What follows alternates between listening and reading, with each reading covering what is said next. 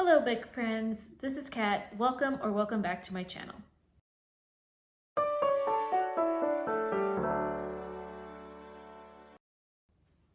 So for today's video, I saw another tag and I wanted to do this one because it wasn't specifically like recommending books. It was more of a getting to know me kind of tag.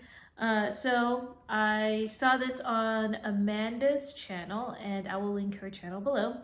But she did this, and it's the reader's problem tag. So I have my questions in my journal, or the questions on my journal. So there's 11 of them. So let's get started. So the first one says, you have 20,000 books on your TBR. How in the world do you decide what to read next? So if you're familiar with my channel, I do a TBR game, which is Disney themed because I did grow up on all the old like classic Disney's films. So all of the movies that did come out, we had them on the tapes, and we would watch them a lot. So I made a game based off of that. And basically with the game, I kind of make those my priority reads, and whatever prompts I get, I match the book up to there. So those are usually the priority picks. And then afterwards, if I'm doing a readathon or if I decide to mood read, that's how I would just pick other books. But normally though, I don't read as much in a month, so that I seem to just finish my TBR books. And so that's how I would answer that question. Number 2 says, I'm halfway through a book and you're just not loving it. Do you quit or are you committed? So this depends. If there is a problem with the book as far as something that I just don't agree with, if it goes against, I guess, some values that my Christian values, or if it's got witchcraft or some sort, like a hard no, I would DNF the book. I wouldn't even try to push through. As far as, I'm just going through it slowly, like I have been going through like classics for me. I usually go really slowly. So I don't pressure myself. I just stick through it, but I might just put it down for a little bit, or maybe I'll just have a goal of reading like 20 pages today and 20 pages next day or something like that. I would make mini goals to get through it. But for the most part, like, I try to push through unless there's a hard no, or if so many little things throughout the book to where I decide that it's just not worth reading. Other than that, I'll just set it aside and try to like pick it up here and there. Number 3 says, the end of the year is coming and you are so close, but so far away on your Goodreads challenge. Do you try to catch up, and how? Again, it depends. In the past, I've been very goal-oriented to where it doesn't matter if I skimmed through the book or skip a couple of, of the dialogue to just get to the end of a book. So that was my goal-oriented mind. But now I'm trying to enjoy the books that I do read, especially since I am trying to view them, have reviews for them on my channel and on Goodreads and Storygraph. I want to be able to give just thoughtful and insightful kind of reviews.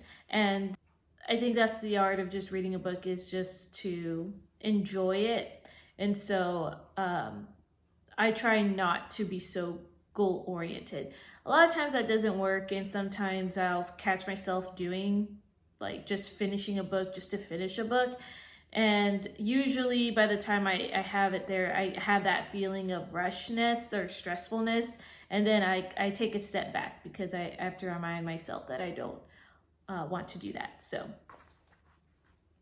number 4 says, the covers of a series you love does not match. How do you cope? Well, it doesn't really bother me because I don't have books that have matching covers, if that makes sense. A lot of the books that I read that are part of a series are through the library. But if I had the option and if I had covers that don't match, I would probably put it on my list to save up for the cover and just tell myself, like, if it really is bothersome, I could always save up to buy the matching set. But it doesn't, at least right now, I can honestly say that it doesn't really matter because I'm not buying books. So, number 5, everyone and their mother loves a book you really don't like. Who do you bond with over shared feelings? This one is easy because I usually talk to my husband. He is the one who hears all my rants about certain books or my gasps, I guess, when something surprises me. So he basically is that person that I would go to. It is pretty funny because usually we have the same thoughts about things. So I feel like he understands. But yeah, I would rant to my husband about it. He hears all of it, and usually he kind of agrees. Number 6, you're reading a book and you're about to start crying in public. How do you feel? Well, I guess, how do I feel about the crying aspect, I guess is what it's saying. But I would put the book down immediately. If I do read a book out in public and there is a scene that is just horrifying or maybe so sad, I would put it down. I'm not really a crier. I don't think I've ever cried in a book. I've felt deep sadness before to where my whole countenance is just sad, but I silently hold in emotions until I'm by myself. So I guess that would answer that question. Number 7 says, a sequel of a book you love just came out, but you've forgotten a lot from the prior novel. Will you reread the book, skip the sequel, try to find a synopsis on Goodreads, cry in frustration? I would probably reread the synopsis to refresh my memory. I don't feel like I would need to reread a book. Again, I haven't had trouble with that. Usually I'm pretty good at picking up the sequel or the next in a series. But by the time I get to a book and I'm reading the series, it's already come out, like the whole thing has come out. That's how I guess I don't read, that's just shows that I don't read a lot of new releases. But I feel like I would just read the synopsis, honestly, or read a review that I've written about the book, and that usually jogs my memory. So that would answer that question. Number 8 says, you don't want anyone borrowing your books. How do you politely tell people nope when they ask? I probably just would mention to them that I typically don't like to share my books.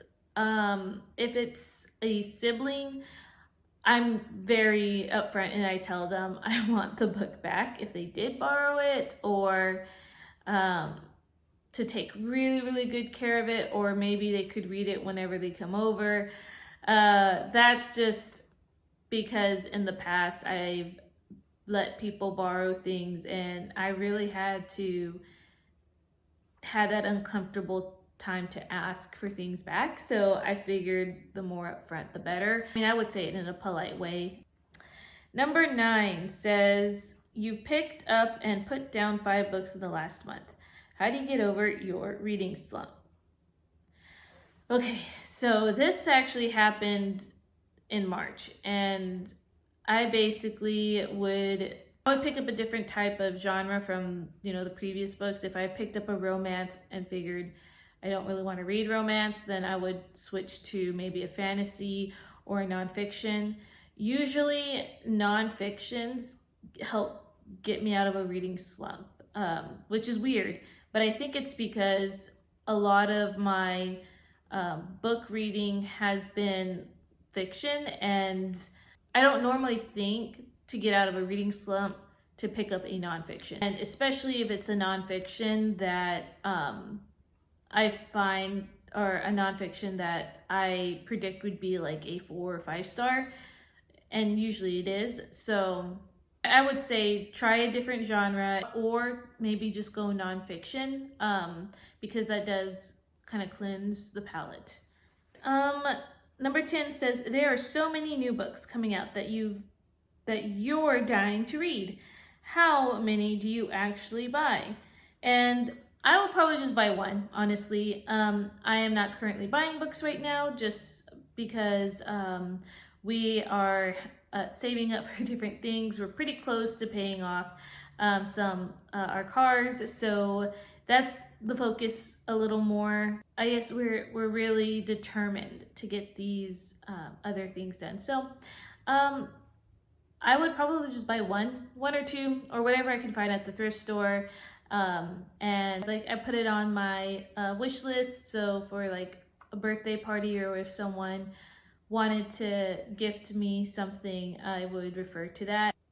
Last one. After you bought the new books you can't wait to get to, how long do they sit on your shelves before you get to them? They sit there as long as it takes before they get put on a TBR from my TBR game. So, like I said, I play a TBR game, and usually that is the priority. Another priority could be maybe if I have to read an arc or something from NetGalley and I want to get that review out. But as long as, you know, I can fit it into my TBR game or into a reading challenge or readathon, that they'll stay on the shelf. And if I get done with the priority list, then I'll read my new books. So that is the end of the reader's problem tag. And if you haven't already done this tag, consider yourself tagged, and I can't wait to see a lot of the responses. Hope you got to know a little bit more about me in this video, and I can't wait to see you guys in the next video. Bye.